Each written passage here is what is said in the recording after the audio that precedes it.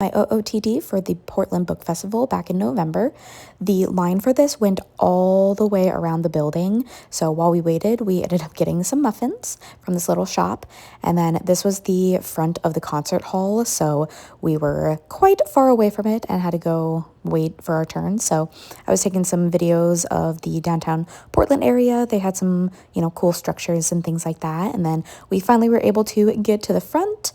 We were there for Rebecca Yarros. So we were in this concert hall that had some beautiful architecture that I thought was amazing. We also got our own individual bracelets for each of our dragons. And here's some clips of Rebecca Yarros. Doing the work and not getting the love that they deserve, and then they do in a way that, you have your list of writer dreams, but I bet, a lot of finished with the second part of that graphic novel.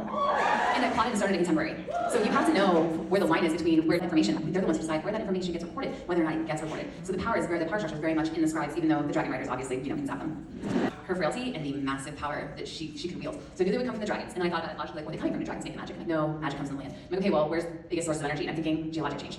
Where would you see the most energy in our world? You would see it in active volcanoes. You would see it where the mountain ranges have collided. You would see it in all these places. So I kind of went from there. And then I fell in love with the idea of, what would you do for that power?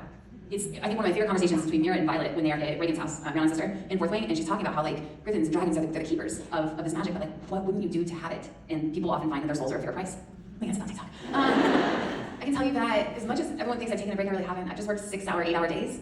So, no. I'm just saying that I'm still at my desk, and I still think about you, and I still think about the characters, I still think about the plot. Every single day, I still build a playlist. They're very much there. I'm very much writing, and I believe an object in motion stays in motion. And because I'm still in motion, it is coming, and I hope you guys will love it, because I have so many delicious scenes planned for you with it.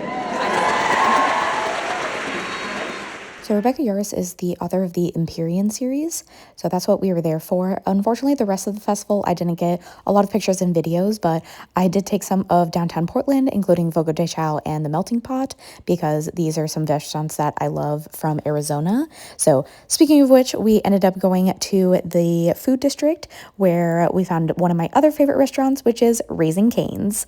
I absolutely love Raising Cane's, and I miss not having it in Washington, so we definitely had to make a trip while we were down there.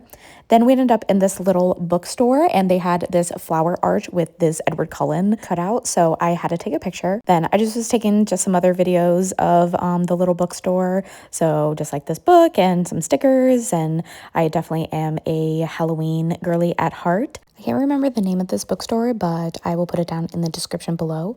And then lastly, I just took some video of some socks, because I think these were at Powell's, which I have a full video on. But yeah, just because they were super cute. And then I took one of this No Spoons, Only Knives, because I have an inside joke about playing the game Spoons with knives. And that sums up my weekend at the Portland Book Festival.